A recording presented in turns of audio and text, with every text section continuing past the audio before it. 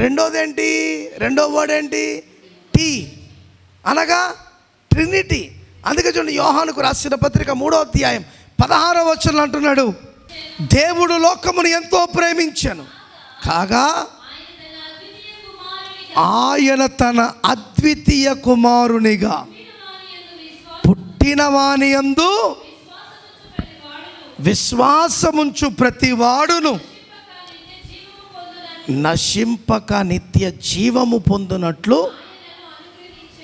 అనుగ్రహించింది. దాని తర్వాత వచనం ఏమంటుంది? 17వ వచనం, హల్లెలూయా. ఇప్పుడు యేసు ప్రభువారు ఎందుకు వచ్చారు ఈ లోకానికి? రక్షణనివ్వడానికే కానీ తీర్పు తీర్చడానికి కాదు. ఆ చుక్క ఏ విధముగా ఆ జ్ఞానుల కోసము చూచిందో ఈరోజు దేవుని రక్షణ ప్రపంచంలో ఉన్న వారందరి కొరకు చూస్తుంది. కొంతమంది పొందారు, దారి తప్పారు. మరలా దాని దగ్గరికి నువ్వు రాక తప్పదు. ఈరోజు అలాగే దేవుని రక్షణ ప్రతి పట్టణాల్లో, ప్రతి దేశాలలో, ప్రతి మూలన ఏం చూస్తుందంటే అది ఎదురు చూస్తుంది. ఎందుకు వచ్చాడు యేసుప్రభు ఈ లోకానికి? అందుకే చూడండి, ఇప్పుడు మనం ఇక్కడ ఏమైనా పండగలు చేసుకోవాలంటే కొన్ని పండగలు ఉన్నాయి. ఇక్కడ పండగలు బయట దేశం వాళ్ళు చేయరు, బయట దేశ పండగలు ఇక్కడ. కానీ యేసుక్రీస్తు జననం, ఈ క్రిస్టమస్ మాత్రం ప్రపంచమంతా ఆయన సర్వలోకానికి వచ్చాడు. అందుకే కదా శుభవార్త ఏంటి? భయపడకుడి, నేడు మీకు మహా సంతోషకరమైన శుభవర్తమానము తెచ్చున్నాను. అదేంటి తెలుసా? నేడు దావీదు పట్టణమందు, మళ్ళీ చెప్పండి, దావీదు పట్టణమందు ఆ ఊరికి రక్షణోడే పుట్టాడు అని వచ్చిందా? ఆమేన్, హల్లెలూయా. ఇప్పుడు నువ్వు ఎందుకు వచ్చావంటే మా అత్తోళ్ళ ఇంటికి వచ్చినా, మా మామూలు ఇంటికి వచ్చినా అంటాడు. అవునా కదా? మీకు అర్థమని చెప్తున్నా. మరి యేసుప్రభువు వారు ఒకరి కోసం వచ్చాడా? ఒక గ్రామం కోసం వచ్చాడా? ఒక పట్టణం కోసం వచ్చాడా? యాపర్లపాడికే వచ్చాడా? కాదు. ఆయన ఎక్కడికి వచ్చాడు? హల్లెలూయా.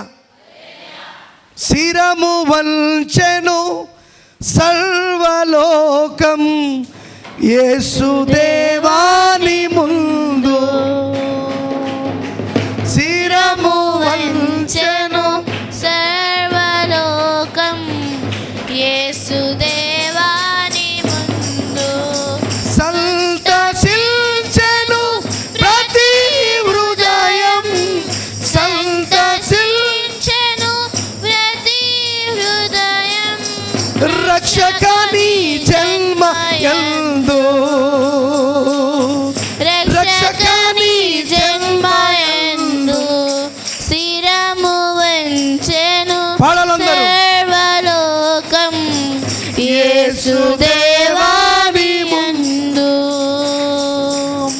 శిరము వంచెను సర్వలోకం యేసుదేవాని ముందు. హల్లెలూయా.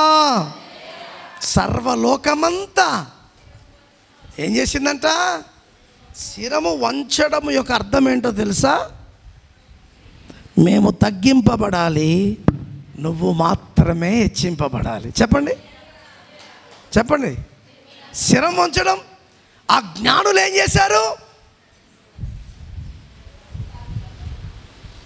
ఏం చేశారు?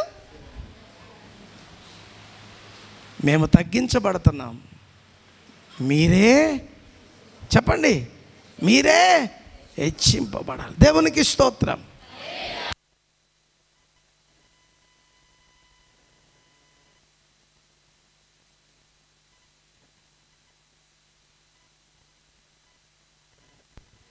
చెప్పండి, దేనికి సాదృశ్యం? హ్యాండ్స్ అప్ అన్నాడు అనుకో, పోలీసుడు గన్ను పట్టుకుని ఏం చేస్తావు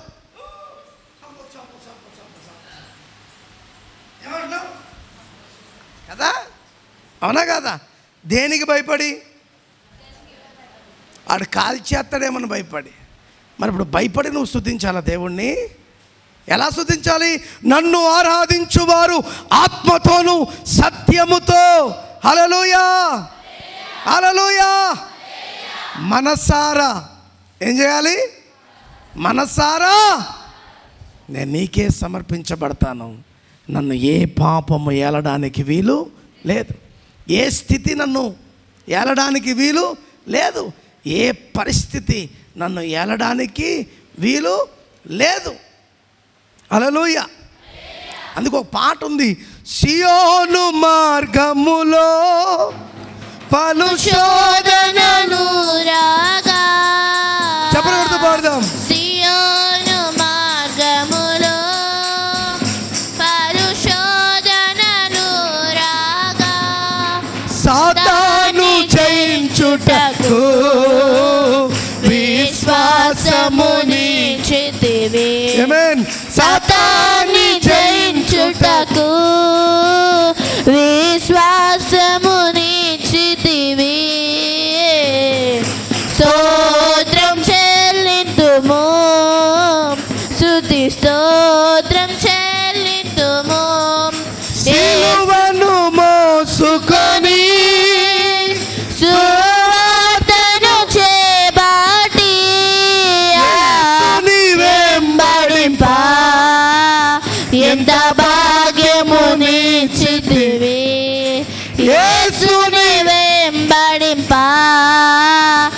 ఎంత భాగ్యమునిచ్చితివి.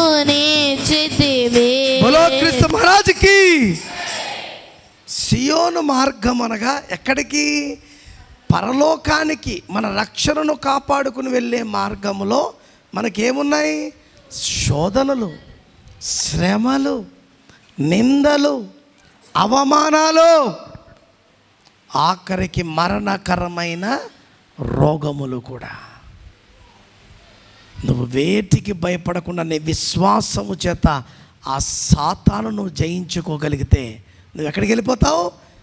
సియోనులోకి వెళ్ళిపోతావు. దేవునికి స్తోత్రం. హల్లెలూయా. ఇప్పుడు చచ్చిపోయిన ప్రతి ఒక్కరి దగ్గర పాడతారు, సియోను పాటలు.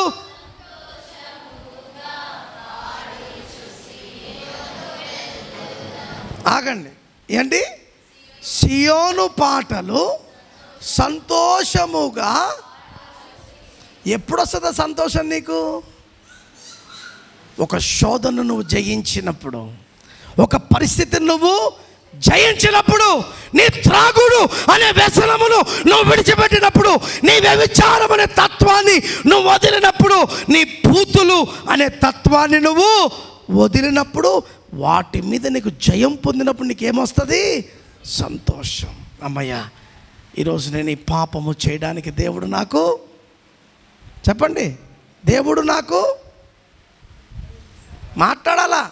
ఈ పాపము చేయకుండా దేవుడు నాకు సహాయం చేశాడు. ఎలా చేశాడు? నా విశ్వాసాన్ని బట్టి, నేను దేవుని మీద పెట్టిన నమ్మకాన్ని బట్టి ఈరోజు అటు చూడకుండా ఎటు చూశాను? దేవుని వైపు చూశాను. దేవుని వైపు చూచినంత వరకు పేతురు మునగలేదు. కింద నీళ్ళున్నాయనే విషయం మర్చిపోయాడు, నీటి మీద నడుస్తున్నాడనే విషయము మర్చిపోయాడు, వెనక శిష్యులు ఉన్నారు, ఇక్కడ పడవ ఉంది అనే విషయము మర్చిపోయాడు. యేసును చూచేంతవరకు నడుస్తూనే నడుస్తూనే నడుస్తూనే ఉన్నాడు. మధ్యకొచ్చాక నేనేనా అనుకున్నాడంట. చెప్పండి, నేనేనా నేనేనా అని వెనకే ముందుకి దిక్కులు చూసేప్పటికి ఏమయ్యాడు? మన విశ్వాస జీవితంలో దిక్కులు చూస్తే మనం మునిగిపోతాం. అందుకే ఎవరిని చూడకూడదు. ఎవరిని చూడాలా? ఎవరిని? అలా నువ్వు జయించుకుంటూ పోతే అప్పుడు ఈ పాట నీకు అర్హత పొందుతావు. ఏ పాట? సియోను పాటలు సంతోషముగా పాడుచు సియోను. హల్లెలూయా, హల్లెలూయా, హల్లెలూయా. ఎక్కడికి? సియోను పాటలు సంతోషముగా పాడుచు. సియోను పాటలే పాడుతున్నాం, సంతోషంగా పాడుతున్నాం. ఎక్కడికి చేరుకోవడానికి పాడుతున్నాం? సియోనుకు. ఈ భక్తి అంతే, ఈ విశ్వాస జీవితం అందుకే చాలా జాగ్రత్తగా కాపాడిందా. మనం చదువుకున్న చదువుల్లో అందుకే నా ప్రయాస వ్యర్థము కాలేదు. ఈరోజు మన ప్రయాస వ్యర్థమైపోతే దానివల్ల ప్రయోజనం ఏమన్నా ఉందా? చెప్పండి అమ్మా, మాట్లాడాలా? కష్టపడి ఇల్లు కట్టావు, ఇల్లు కూలిపోయింది అనుకో అని నవ్వుతావా? చెప్పండి, చెప్పండి. ఏడవడం కాదు, కొంతమంది గుండెపోటు వచ్చేస్తుంది, కొంతమందికి బీపీ వచ్చి కాళ్ళు చెయ్యి. ఎందుకు? అన్ని లక్షలు వెచ్చిస్తే ఏమైంది? చెప్పండి. అలాగే మన ఆత్మీయ జీవితం కూలిపోతే నీకేం భయం ఉందా? ఆత్మీయ జీవితం కూలిపోతే నీకేమైనా అర్థమవుతుందా? ఆలోచించు. అందుకే మనం చాలా జాగ్రత్తగా ఉండాలి. దేవునికి స్తోత్రం. అందుకే యేసుప్రభువు ఈ లోకానికి ఎందుకు వచ్చారు? తీర్పు తీర్చడానికి కాదు, తీర్పు తీర్చడానికి కాదు. ఎందుకు వచ్చాడు ఆయన? రక్షణ. ఎంతకాలం నీ కొరకు చూస్తుంది? నీ పక్కనే ఉంది నీ రక్షణ. పగలు నీ దగ్గరే ఉంది, రాత్రి నీ దగ్గరే ఉంది, మిట్ట మధ్యాహ్నము కనువేం చేస్తున్నావు? ఆ రక్షణను వదిలి ఆ చీకటి అనే త్రోవలోకి వెళ్ళిపోతున్నావు, ఆ చీకటి అనే గృహలోకి వెళ్ళిపోతున్నావు. ఆ చీకటికే బానిసై నీ కుటుంబాన్ని, నీ తల్లిదండ్రులను, సమాజమునే ఏం చేస్తున్నావు? బాధ పెట్టి విడిపోయి దూరం అయిపోతున్న స్థితిలోకి నువ్వు వస్తున్నావు. ఉందా తెలివి? పెద్దలు అంటారు కదా, మనిషికి ఒక మాట.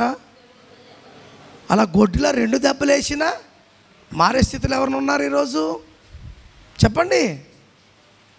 పెద్దలు అంటారు అలాగా, మనిషికి ఒక మాట అంటే అట్టైనా రోషం తెచ్చుకుని నన్ను గుడ్ అంటావా, నేను మనిషినే అని బతుకుతారని. ఇటు సిగ్గుంటే కదా, గొడ్డన్నా సిగ్గులే, పద్దన్నా సిగ్గులే అయ్యింది. దీన్ని దయ్యందానన్న సిగ్గులేందానన్నా సిగ్గు ఈయన అవుతానండి పరిధానంలాగా. ఏం చేస్తుందో తెలియదు, ఎందుకు బతుకుతాదో తెలియదు. ఆలోచించు దేవుని మాట. దేవుడు అలా తీర్పు తీర్చడం మొదలు పెడితే ఈ భూమి మీద ఒక్క నర పురుగు కూడా ఉండదు. ఏమనుకుంటున్నావు నువ్వు? ఆలస్యం చేస్తున్నావేమో, వ్యర్థం చేస్తున్నావేమో. ఎక్కడ నీ రక్షణను ఆపుకున్నావో మరలా నువ్వు మోకరించి ప్రార్థన చేయగలిగితే అక్కడ నుండి నీ రక్షణ కొనసాగడానికి దేవుడు కృపనిస్తాడు. గట్టిగా చెప్పగలుగుతూ దేవుని స్తుతిద్దాం. హల్లెలూయా, హల్లెలూయా. రక్షణ తెచ్చుకునేది కాదండి, రక్షణ ఇచ్చేది దేవుడు. దాన్ని కాపాడుకోవలసిన బాధ్యత నాది. హల్లెలూయా. ఈ పెన్ను నీది, ఇచ్చారు, నా దగ్గర ఉంటుంది రాయడానికి. దీన్ని పడగొట్టుకున్నానికి ఏమవుతుంది? అది ఎందుకు? అదే అంటున్నా, కట్టడము కష్టము, కూల్చివేయడము చాలా. చెప్పండి. నిన్ను కట్టడానికి దేవుడు ఏమైపోయాడంట? ఏమైపోయాడు? ఉన్నదంతా ఇచ్చేసాడు. ఉన్నదంతా దారిపోసి నిన్ను కడితే సాతాను వచ్చి అనింది. ఏమైపోతున్నావు నువ్వు? పడిపోవడానికైనా నువ్వు కట్టబడింది. ఎందుకు పడిపోతున్నావు దానికి కారణం కూడా చెప్తున్నా. నువ్వు విశ్వాసములు ఇసుకతో కట్టబడ్డావు. నువ్వు బండ మీద కట్టబడింటే అది కూడా బైబిల్లో ఉంది. ఏంటంట? బుద్ధి లేనివాడు తన ఇంటిని ఇసుక మీద కట్టుకున్నాడు, బుద్ధి కలిగిన వాడు తన ఇంటిని. ఈ బండ మీద ఉన్నవాడికి వర్షం వచ్చినా వరద వచ్చినా ఏమైనా అవుతుందా? అదే విశ్వాసంలో బలంగా ఉంటే ఎన్ని కష్టాలు, శ్రమలు, శోధనలు, నిందలు, అవమానాలు వచ్చినా వాటిని ఎదుర్కొని ముందుకు వెళ్ళిపోతావు. మనం బండ మీద కాకుండా ఇసుక మీద కట్టబడ్డావు అనుకో, ప్రతిసారి పడిపోతావు. 10 సారి కట్టుకోవాలి, 10 సారి పడిపోతావు. ఏమంటే మళ్ళీ దేవునికే కనికరం లేదు. చేసేదాన్ని ఎదవ పనుల మనం మళ్ళీ ఎవరిని అంటావు? దేవుడు ప్రపంచమంతటి మీద కనికరాన్ని చూపించాడు కనుకే ఆయన సర్వలోకమును రక్షించడానికి ఈ లోకానికి వచ్చాడు. ఆయన ఏం విడిచిపెట్టాడంట నీ కోసం? ఏం విడిచిపెట్టాడు? తన గౌరవాన్ని విడిచిపెట్టాడు నీ కొరకు, నా కొరకు గౌరవపడ్డానికి. తన మహిమను విడిచిపెట్టాడు నీ పాపమును, నా పాపమును మోయడానికి. ఎవరైనా ఉన్నారా నీలాంటి స్నేహితుడు? నా యేసయ్య లాంటి మంచి స్నేహితుడు, నా యేసయ్య లాంటి గొప్ప స్నేహితుడు, ప్రేమించి ప్రాణం పెట్టిన గొప్ప స్నేహితుడు, ప్రేమించి ప్రాణం పెట్టిన గొప్ప స్నేహితుడు. ఎవరైనా ఉన్నారా, ఎచ్చటైనా ఉన్నారా నీలాంటి స్నేహితుడు? నా యేసయ్య లాంటి, నా యేసయ్య లాంటి 116వ పాట. ప్రేమించి ప్రాణం ప్రాణం పెట్టిన గొప్ప స్నేహితుడు. హల్లెలూయా. ఏం చేశాడంట ఆయన? ప్రేమించి. ఫస్ట్ చరణం అంటున్నాడు, హేతువేమీ లేకుండా, లాభమేమి పొందకుండా ప్రేమ చూపువారు ఎవరు లోకమందున. దీనికి సమాధానం చెప్పండి చాలు. ఏంటి? ఎవడన్నా నీ దగ్గరికి వస్తున్నాడంటే నీ దగ్గర ఏమున్నాయి? చెప్పండి. అందుకే నాకు చాలా ఇష్టమైన పాట, ఎవరికి ఎవరు ఈ లోకంలో చివరికి యేసే. ఫస్ట్ శరణం అంటుంది, ఎవరెవరో ఎదురవుతుంటారు ప్రాణానికి నా ప్రాణ.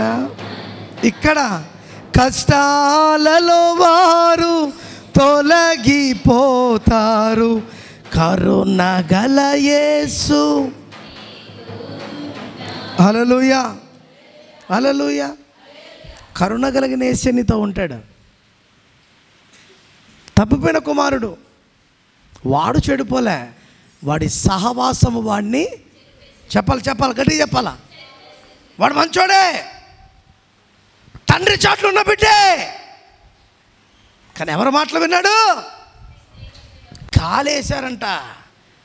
నీ అంత అందగాడు ఎవడు లేడురా, నీ అంత గొప్పోడు ఎవడు లేడురా, డబ్బంటే నీ దగ్గరేరా, మాకు తాపిచ్చేటోడివి నువ్వేరా, నువ్వు మించినోడు ఎవడు లేడురా అనేప్పటికీ ఏమయ్యాడు అని పోయి ఆఖరికి గాలి లేని పోయేటప్పుడు ఎట్లా పోయినాడు తెలుసా? గాలున్న బుగ్గలా పోయినాడు.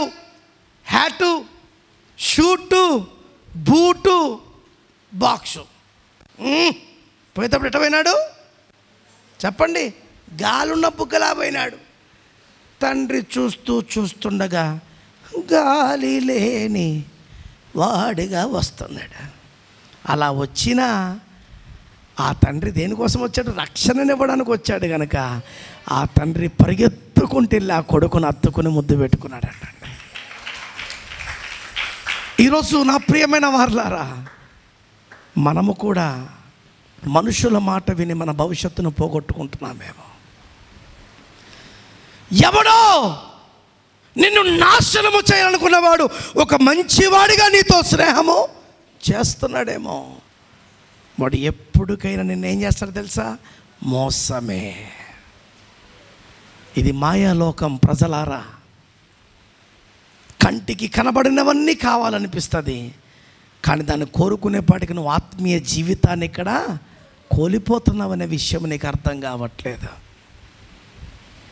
అందుకే ఏంటంటండి, ఏమీ కోరుకోకుండా నా కోసం నీ దగ్గరికి ఎవడొచ్చినా ఏదో ఒక లాభం కోరుకుంటూ ఎవడు వస్తాడా? లాభము కోరకుండా వచ్చేవారు కొంతమంది, వారెవరో కాదు, దేవుని రక్షణలో ఉన్న దేవుని బిడ్డలే. మనకు లాభం లేకపోయినా పర్లేదు, దేవుని పని జరగాలనుకున్నాడు ఎవడో తెలుసా? దేవుని బిడ్డ. రక్షణను కాపాడుకుంటున్నవా అని స్వభావం, అది బుద్ధది. ఇది విలువైన జీవితం, ఇది చాలా విలువైన జీవితం. ఈ జీవితాన్ని వృధా చేసుకోవద్దు. నువ్వు ఏ స్థితిలో ఉన్నా, ఏ పరిస్థితిలో ఉన్నా, నువ్వు దేవుడా అంటే మరలా ఆయన నిన్ను తన రక్షణతో హత్తుకోవడానికి సిద్ధముగా ఉన్నాడు. ఒకసారి ఆలోచించు. చాలామంది ఏమంటారు తెలుసా? నా జీవితం ఇట్ అయ్యిందంటే పెళ్ళే. ఏం మాట్లాడతారు చాలామంది? నా జీవితం ఇట్ అవుతుంది అనుకుంటే పెళ్ళే. అందుకే ఏవి ముందు బయలుపరచబడవంట. నీ జీవితం ఎప్పుడు మంచిగానే ఉంచాడు. నువ్వు చెడు స్నేహాలు బట్టి, చెడు ఆలోచనలతో, చెడు తలంపులతో. చూడండి, ఇప్పుడు ప్రతి యవనస్తుడు దేనికి అలవాటు పడ్డాడు చెప్పండి? బీరు తాగడానికి అలవాటు అయ్యాడంట. దేనికి? బీరు ఎందుకంటే తెలుసా? కండలు వస్తాయంట. బీరు తాగితే ఏమొస్తుందంట? Body shape మారుతుందంట. ఏమవుతుంది? సరే, ఇప్పుడు ఈ షేప్ వల్ల నీకేమైనా ఉపయోగమా? ఈ కండ వల్ల నీకేమన్నా ఉపయోగమా? ఈ కండలు పెంచిన ఎదవలందరూ పచ్చబొట్లు పట్టించుకోవడం తప్ప దేనికి మనకు వచ్చారు చెప్పండి? నా మాట అర్థం చేసుకోండి. ఏంటి? కండలు కలిగిన వాళ్ళందరూ ఏంటి అంటే నువ్వు ఎవరికి దగ్గర అవుతున్నావు? సాతానికి దగ్గర. ఒక అమ్మాయి ఇక్కడ వేసుకుంది టాటూ, ఎక్కడ? చేతికి.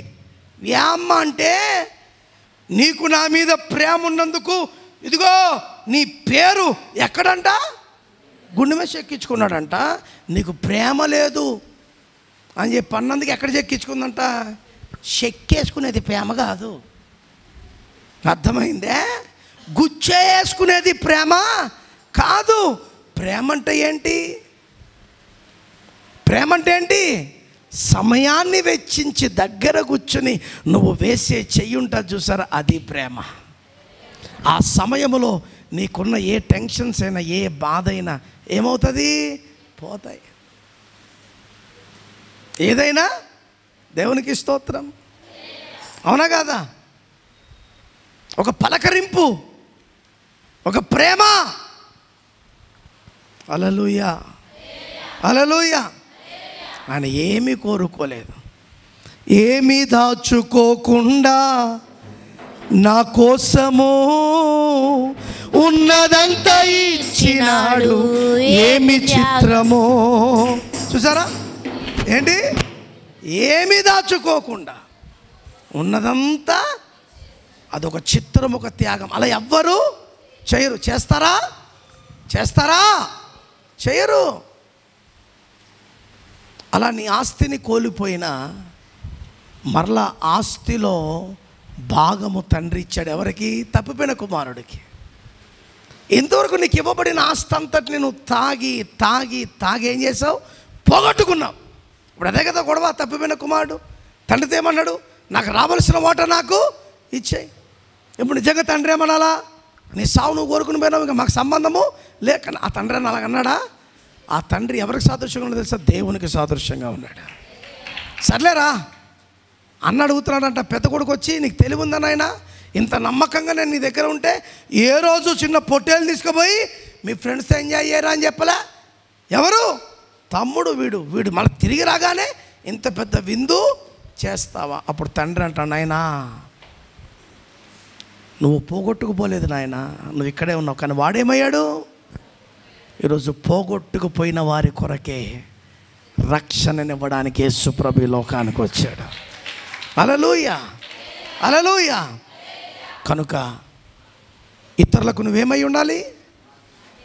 మాదిరిగా ఉండాలి. రెండోది, ఆయన లోకానికి ఎందుకు వచ్చాడు? త్రియేక తత్వాన్ని నిరూపించడానికి వచ్చాడు. మూడోది అటెన్షన్, శ్రద్ధ. యెషయా గ్రంథం 51వ అధ్యాయం 4వ వచనంలో ఒక మాట. త్వరగా చూడాలి, ముగించుకుందాం. యెషయా గ్రంథం 51వ అధ్యాయం 4వ వచనం. నా ప్రజలారా నా మాట ఆలకించుడి, నా జనులారా నాకు చెవి యొగ్గి వినుడి. ఉపదేశము నా యొద్ద నుండి బయలుదేరును. దేనికంటే జనమునకు వెలుగు కలుగునట్లుగా నా విధిని నియమింతును. దేవునికి స్తోత్రం. అక్కడ ఒక మాట ఉంటుంది. ఏ మాట తెలుసా? మీరు నా తట్టు తిరిగితే నేను మీ తట్టు తిరుగుతాను. దేవునికి స్తోత్రం. హల్లెలూయా. మనం ఎవరి తట్టు తిరగాలి చెప్పండి? ఉందా లేదా మాట అక్కడ? సరే చెప్తాను. జకర్యా గ్రంథం 1వ అధ్యాయం 3వ వచనం ఉన్నట్టుంది. ఇది ఒకసారి మళ్ళొకసారి చదువుకుందాం. 51వ వచనం 4వ వచనం. ప్రజలారా నా మాట నువ్వు శ్రద్ధ కలిగి ఆయన మాటను ఆలకించినప్పుడు నీ జీవితాన్ని మార్చేవాడు ఎవరంట? ఆయనే. ఇప్పుడు పని చేస్తున్నావు, ఆ పని మీద శ్రద్ధ లేకపోతే ఆ పని నీకేం చేస్తుంది? నష్టమును చేకూరుస్తుంది. నువ్వు బండి మీద వెళ్తున్నావు, నువ్వు బండి నడుపుతున్న శ్రద్ధ లేకపోతే ఎవడొకను గుద్దుతావు, కింద పడిపోతావు. అలా నువ్వు చేస్తున్న భక్తిని బట్టి ఏం కలిగి ఉండాలంట? ఒక శ్రద్ధను కలిగి ఉండాలి. అందుకే చూడండి, సామెతల గ్రంథం 5వ అధ్యాయం 1వ వచనం అంటున్నాడు. సామెతల గ్రంథం 1వ అధ్యాయం 5వ వచనం. జ్ఞానము గలవాడు విని ఏం చేసుకుంటాడంట? పానిత్యము ఏం చేసుకుంటాడు? సమృద్ధి చేసుకుంటాడు. ఇప్పుడు ఈ పనులు ఎవరున్నారు? మార్త ఉందా, మరియా ఉందా? మీకు అర్థం కాలేదని చెప్పేది. ఇప్పుడు ఈ వాక్యం ఏం చెప్తుంది?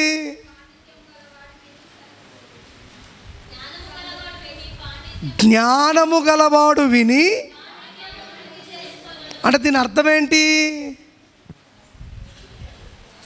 విని నింపుకుంటాడు, విని బాగు చేయబడతాడు, విని క్రమముగా నడవగలుగుతాడు. ఎన్నో మాటలు మరియమ్మ వినింది, కానీ ఇప్పుడు యేసయ్య వచ్చాడని ఇంకా వినడానికి ఇష్టపడి ఎక్కడ కూర్చుందండి? యేసయ్య పాదముల దగ్గర కూర్చుంది. ఈరోజు చాలామంది పాదం నేను రాను, ఒరే బాబు, మనుషుల దగ్గరికి వచ్చిన రాకపోయినా ప్రాణం ఇచ్చిన దేవుని దగ్గరికి ఖచ్చితంగా రావాలి. ఒకవేళ వచ్చేవారానికి నువ్వు నేను ప్రాణంతో ఉంటాం అనేది ఎవరికి తెలియదు. ఇంకెన్ని రోజులు ఉందండి? 1వ తారీఖుకి 9 రోజులు ఉందా? ఈ 9 రోజులు నేను బతికి బట్ట కట్టేస్తాను ఎవడన్నా ఉన్నాడా? చెప్పండి, మాట్లాడండి. ఈ 9 రోజులు నేను బతికి పట్టేస్తానని ఎవడన్నా ఉన్నాడా? అసలు ఇప్పుడు ఈ తర్వాత క్షణం ఏం జరుగుతుందో కూడా మనకు, ఇప్పుడు మైక్ పట్టుకుని నేను బతుకుంటాను చచ్చిపోతాను కూడా నాకు తెలియదు. ఉందా ఎవరికన్నా? చెప్పండి, ఉందా ఎవరికన్నా? ఉందా ఎవరికన్నా? ఎవరికి? అందుకే సమయం ఉన్నప్పుడే మనం బ్రతుకును. చెప్పండి, మంది మాట వినొద్దు. నీ కొంపలు కూల్చేదే మంది మాట. బాగుగా జ్ఞానము కలిగిన వాడు మాట్లాడుతున్న మాట నీ సంసారమును సరిచేయగలిగిన వాడు, చక్కదిద్దగలిగిన వాడు అయి ఉన్నాడు. నాశనము చేసేవాడు లోకస్తుడైతే బాగు చేసేవాడు ఎవరో తెలుసా? దేవుని వాక్యము. దేని వైపు పెడుతున్నావు నీ చెవి? దురద చెవి లోకం వైపు ఉంటుంది. ఆత్మ చెప్పు విషయములను వినడానికి ఆత్మ చెవి సిద్ధముగా మందిరములో ఉంటుంది. నువ్వే చెవి కలిగి ఉన్నావు? దురద చెవా, ఆత్మ చెవా? గుర్తుపెట్టుకో. అందుకని నువ్వు ఇతరులకు ఏం చూపించాలా? మాదిరి చూపించాలి. రెండోది, ఆయన ఎందుకు వచ్చాడు ఈ లోకానికి? నేనేదో తీర్పు తీర్చాలని కాదు, నీకు ఇంకొక అవకాశం. ఎన్ని అవకాశాలు ఇచ్చింటాడు దేవుడు మన జీవితాల్లో? చెప్పండి. నాకైతే లెక్కలేని అవకాశాలు ఇచ్చాడు. ఇస్తున్నాడు, ఇచ్చాడు. ఇస్తున్నాడు కదా అని అశ్రద్ధ చేస్తే సస్తా. ఇస్తున్నాడు కదా అని నా జాగ్రత్తలు నేనుంటే బ్రతుకుతా. సస్తామా బతుకుతామా? చెప్పండి, మీకు అర్థమవడం చెప్తున్నా. చెప్పండి, బతకదా సద్దామా? అంటే మీరు ఏమనుకుంటారంటే బతకడం అంటే ఇంకా అసలు సావే రాదేం పిచ్చోళ్ళారా. ఈ శరీరంలో చచ్చినా ఆత్మ దేవుని దగ్గర బతుకుంటుంది. హల్లెలూయా, హల్లెలూయా. అక్కడ సంతోషంగా. అందుకే పరలోకమేనా చేరాలనే నా తాపత్రయం. హల్లెలూయా. చెప్పండి, పరలోకమే. ఇప్పుడు పండగ వస్తుంది కదా, ఊరికెళ్ళడమేనా? చెప్పండి, ఉద్దేశము. పిల్లలకి సెలవులు ఇస్తే బాగుండును. మనకి ఇష్టం వచ్చిన పాడేమా పాటలు మనం? చెప్పండి, ఊరికి వెళ్ళినదే గొడవ. ఊరికి వెళ్ళకపోయినా ఏడుంటే బతికే ఉండేదే కదా. ఇంటికాడైతే డబ్బులు ఖర్చు అవుతాయి, ఊరికాడికి పోతే డబ్బులు మిగిలి వాళ్ళ డబ్బులు ఖర్చు అవుతాయి. అంతే తేడా. పేరుకి అల్లుడు కూతురు. నేను నిన్ను కాదు, మళ్ళీ నువ్వు బాధపడు. పేరుకి ఎవరు వచ్చినారు? అల్లుడిని పిలుచుకొచ్చుకుంటూ, కూతురిని పిలుచుకో, కోడల్ని పిలుచుకో. అబ్బో ఎన్నెన్ని మాటలు మాట్లాడారు. దేవునికి స్తోత్రం. హల్లెలూయా. మంచి అల్లుడు అయితే ఏం చేస్తాడంట? మామ పట్టి 50 రూపాయలు, నీదొక 50 నాదొక 50, మాంసం తీసుకురా అంటాడంట. మంచి అల్లుడైతే. తినే అల్లుడైతే తెచ్చిపెట్టి చూస్తా, ఎంత చేస్తావు చూస్తా అంటాడంట. అర్థమైందా? అవునా కాదా? చెప్పండి. నేను పాస్టర్ ఇంటికి వెళ్ళాను అనుకో, వాళ్ళు నాకు పెడతారు, నేను వాళ్ళకి పెట్టాలి. ఎందుకంటే నా తల్లిదండ్రులు వాళ్ళు. కన్న తల్లిదండ్రులు వీళ్ళైతే పిల్లనిచ్చిన తల్లిదండ్రులు. ఈ భావన మనలో ఉండాలా, ఈ ప్రేమ మనలో ఉండాలా. అర్థమవుతుందా? అత్తయ్ అంటారు, అసలు అత్తమ్మ అనాలి. చెప్పండి, అత్తమ్మ. మా ఆఖరిని ఏమొచ్చింది? అమ్మ. మావయ్య, అయ్యా అంటే ఏంటో తెలుసా? తండ్రి. ఏ మామ్, ఏ యాత్ అన్నాం అనుకో. ఇప్పుడు మోడర్న్ అదే కదా. హే యాత్ వాట్సాప్, హే మామ్ వాట్సాప్ అన్నారు లేదా? అత్తమ్మ అని ప్రేమతో పిలిచేది కూడా అత్త దీనికి చెప్పు, నడిమిన కొడతా చూడు అనేటోళ్ళు లేరు. అవునా కాదా? గౌరవం యాడికి పోతుంది? మాట్లాడండి, మాట్లాడండి. యావండి అని ఎంతమంది పిలుస్తున్నారు? ఇద్దరు ఉన్నప్పుడు పిలుచుకోండి. ఏమని? బావా అని. మందిలో ఉన్నప్పుడు పిలిచొద్దు. ఆ మందిలో కడమగాడు ఎవడన్నా నీ బావ ఉన్నాడు అనుకో, ఇద్దరు వచ్చేస్తారు దగ్గరికి, ఏదో తలపోటు అయిపోద్ది. నేను అదే చెప్తున్నా, గౌరవించుకోండి. బయట ఉన్నప్పుడు ఏమండి అనండి. ఏమనండి? అబ్బో ఇటు అంటే నేను నాతో విశ్వాసులు అన్నారు, మీరేం బాగానే చెప్తారు సార్ చర్చిలో, మా ఆయన అబ్బో ఏం సింగారంగా మాట్లాడుతుందో అంటున్నారు. ఏంటి ఏమండి అంటే సింగారమా? ఇదేం కర్మరా బాబు. అందుకే మీకు చెప్తారా, ఎద్దు మొదలు ఎద్దోయ్ వేసుకురా ఏ అంటే ఇది పోతుంటుంది ఆడికే. అవునా కాదా? ఏంది ఈ రాయలసీమలో అస్సలు నాకు అర్థం కాదు. ఏ పేరైనా పెట్టి పిలుస్తుంది, దోయ్ అంటాడు, అంతే బయటకు వచ్చాడు. ఓ ఇదిగో అంటాడు, ఏదో కట్టని పిలిచినట్టు. ఈ పిలుపులకే ముచ్చట అయిపోతారు మీరు. అయ్యి బాబోయ్ ఎంత సింగారి చేసుకుంటారు దొయ్య అనేపాటి. దేవుని ప్రజలు చాలా జాగ్రత్తగా, అదే అంటున్నా, మన మాట దేవునికి స్తోత్రం. హల్లెలూయా. ఇప్పుడు ఎక్కడున్నాం మనం? ఇంకా పెట్టుక రావాలండి అని అడగరు. చాలామందిని చూశాను, పెట్టుక రావాలా మొగుడిని భర్తని, ఏంది పెట్టుకొద్దునా అయ్యా, ఇంకా పెట్టుకొద్దునా అనేది ఎట్టుంది? పెట్టుకొద్దునా గంగిరెద్దిది, అందుకే దొయ్య దొయ్య అని పిలిపించుకుంటుంది. ఇంకా ఉండండి కొద్దిగా పెట్టుకొస్తానంటే తినేటోడుకు 2 ముద్దలు ఎక్కువ. పెట్టుకొద్దునంటే ఇదేంద్రా నేను ఇట్లాంటిది యావద్దులే అని బయటికి పోయి బజ్జి. అందుకే గ్యాస్ నొప్పులు వచ్చేస్తున్నాయి మగవాళ్ళకి. ప్రేమ ప్రేమ ప్రేమ ప్రేమ. ఈ జ్ఞాన ఉపదేశమునిచ్చేది దేవుని వాక్యమే.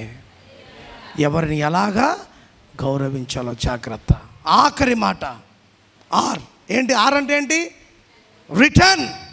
మరలా తిరిగి మనం దేవుని వైపు వస్తే దేవుడు మన వైపు వస్తాడు. అదే చుక్క, అదే చుక్క. ఈరోజు ఆ చుక్కలలాగే మనము ఉండాలి. జకర్యా గ్రంథం 1వ అధ్యాయం 3వ వచనం. కాబట్టి నువ్వు వారి తిట్లనుము, సైన్యములకు అధిపతి యగు యెహోవా సెలవిచ్చినదేమనగా, మీరు నా తట్టు తిరిగిన ఎడల నేను మీ తట్టు తిరుగుదునని సైన్యములకు అధిపతి యగు యెహోవా. దేవునికి స్తోత్రం. ఎవరు చెప్తున్నారంట? మహా అంటే మనం ఎంతకాలం బతుకుతామండి?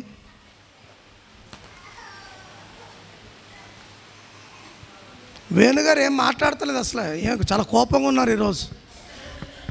ఎంతకాలం బతుకుతామంటారు అండి? చెప్పలేమంటారా? ఇప్పుడు ఎంత మనకు వయసు? అది కూడా చెప్పలేమంటారా? 43?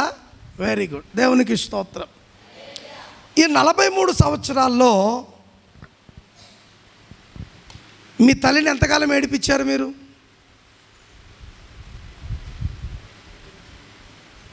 అంటే చిన్నప్పుడు ఏడిపడం వేరు, జ్ఞానం వచ్చాక, తెలివి వచ్చాక ఎంతకాలం ఏడిపించారు? మీ అవగాహన. ఏడిపించలేదంటే ఇంకా సంతోషమే. నీ అంత మంచి కొడుకు ఎవరు ఉండరు. ఊహొచ్చినాకంటున్నా, వయసులో, యవన వయసులో ఉన్నప్పుడు అదేం తెలియదు. ఇంకా ఒకటే బాట పట్టినారు, ఆ బాటలోకి జయం వచ్చింది అంతే. వెరీ గుడ్, దేవునికి స్తోత్రం. మురళీబాబు నీది కూడా ఒకేలైనా ఏడిపించినావా? ఇప్పుడు నేను ఒక మాట అంట, ఒకానొక సమయంలో ఏడిపించామంటే సర్లే, అది బుద్ధుండో బుద్ధి లేకో, అవునా కదా? పెళ్ళిళ్ళై పిల్లలు పుట్టాక కూడా తల్లిదండ్రులు పిల్లల కోసం ఏడుస్తే వాళ్ళకి మనం ఏమి ఇచ్చినట్టు? నా మాట అర్థం చేసుకోండి. ఏంటి, ఒకప్పుడు యవన వయసులో అంటే ఏదో ఆకర్షణలు బట్టి, దాన్ని బట్టి, దీన్ని బట్టి ఏదో ఎదిరించి చెప్పండి ఏదో చేసాం. ఇప్పుడు మరసంగా పెళ్ళయింది, పిల్లలు పుట్టారు. ఇప్పుడు కూడా తల్లిదండ్రులని, కట్టుకున్న భార్యను, పిల్లల్ని ఏడిపిస్తే మన జీవితం ఎందుకు? నా పాయింట్ అర్థం చేసుకోండి. ఇప్పుడు దేవుని వాక్యం ఏం చెప్తుంది? మీరు నా వైపు ఇప్పటికి తిరిగినా నేను మీ వైపు తిరుగుతా. ఒక్కసారి ఒక్క మాట నీ తల్లిదండ్రుల దగ్గరికి వెళ్ళి, ఇంతవరకు నువ్వు చెప్పినట్టు నేను వినలే, మిమ్మల్ని ఏడిపించాను, ఇక మీదట నేను ఉంటాను, నువ్వు నన్ను కట్టుకుని నా జీవితంలోకి వచ్చావు కదా, ఇంత నిన్ను వేధించాను, ఇక మీదట నేను వేధించను, మంచి ఒక్క మాట తగ్గితే ఏమైనా అవుతుందా? తగ్గడం గొప్ప కాదు, అలా తగ్గింపబడి జీవించడం గొప్ప. అందుకే దేవుడు అంటున్నాడు, నీవు నా వైపు తిరిగితే నేను నీ వైపు. ఇప్పుడు తిరగనున్నావు అనుకో, దేవునికి ఏమీ కాదు. భయపడకుడి, దేవుడు వెక్కిరింపబడడు, ఆయనకేం కాదు. నష్టం ఎవరికి?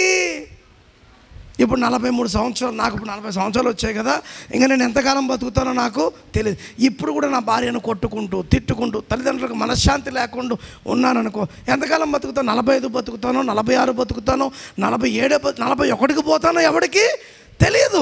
అంటే ఇంక బతికినంత కాలం శాంతి, సమాధానం, సంతోషం, ఆనందం లేకపోతే ఏముంది? మీ కాళ్ళు పట్టుకుంటున్నా, ఆడవారులారా, మగవారులారా, ఒక దైవసాడుగా మిమ్మల్ని బ్రతిమాలుకుంటున్నా, ఏ తప్పులున్నా ఇంకొక 9 రోజులు నూతన సంవత్సరానికి వెళ్ళిపోతున్నా. ఎన్నో సంవత్సరాలు మన జీవితాల్లో గడిచిపోయాయి, మారాలనుకుని మారలేదేమో, నేను ఈ తప్పు చేయకూడదని నా తప్పు చేస్తూనే ఉన్నావేమో, ఇప్పటికైనా నువ్వు మారు. దేవుడు అంటున్నాడు, ఒక్కసారి నా వైపు తిరిగితే నేను మీ వైపు తిరుగుతాను. ఆ దేవుడికి సంతోషకరంగా నువ్వు బ్రతికితే, నిన్ను పుట్టించిన తల్లిదండ్రులు, నీ జీవితంలోకి వచ్చిన భార్య కూడా సంతోషంగా, నీకు పుట్టిన పిల్లలు కూడా సంతోషంగా దేవుని ఆనందమును పొందే కుటుంబాలు ఆశీర్వదించబడతాయి. వస్తారా ఆయన దగ్గరికి?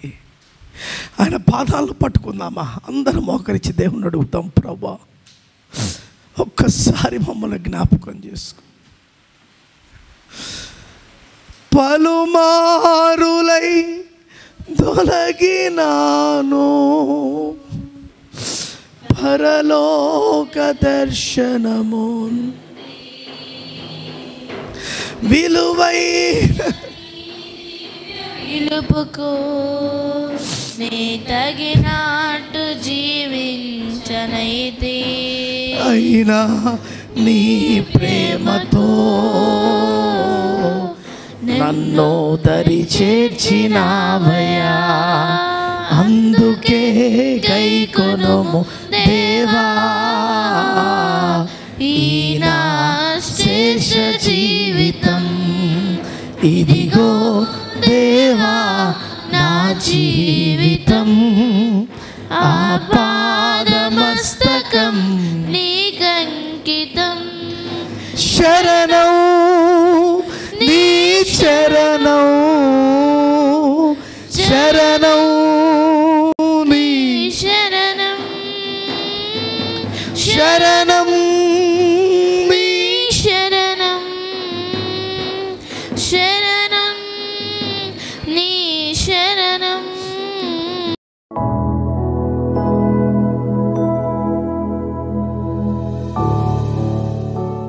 పరిశుద్ధుడా, నీ పాదములకు స్తోత్రం. నక్షత్రము గూర్చిన విషయాలు మేము నేర్చుకున్నాం, అది చూపించడానికే వచ్చింది త్రియేకతత్వమైన నీ పరిపాలన, నీ మీద నిన్ను శ్రద్ధ, నీ వైపు తిరగగలిగిన స్థితిని. ఈరోజు మా జీవితాలు ఏ పొరపాట్లున్నా, ఏ తప్పులున్నా మమ్మల్ని క్షమించండి అయ్యా. ఇంకెంతకాలం బ్రతుకుతామో మాకు తెలియదు. బ్రతికిన కొంతకాలమైన తల్లిదండ్రులకును, భార్యకును, పిల్లలకును, ఇరుగు పొరుగు వారికి సంతోషంగా, ఆనందంగా బ్రతికే కృప దయచేయండి. అలా చెడు దానితో ప్రయాసపడుతూ బానిసత్వంలో కూరుకుపోయిన వారిని ఈరోజు నీవు నాకు ఇచ్చిన రక్షణ అధికార దండము చేత తాకుచుండగా నీ కార్యమును జరిపించండి. ఆ బానిసత్వం నుంచి విడిపింపచేయమని ప్రార్థిస్తున్నాను, ఆ ప్రయాస నుంచి విడిపింపచేయమని ప్రార్థిస్తున్నాను. నీ వైపు తిరిగి నిన్నే ప్రేమించే శక్తిని మాకు దయచేయమని యేసు పరిశుద్ధ నామములు అడుగుచున్నాము తండ్రి, ఆమేన్. God bless you.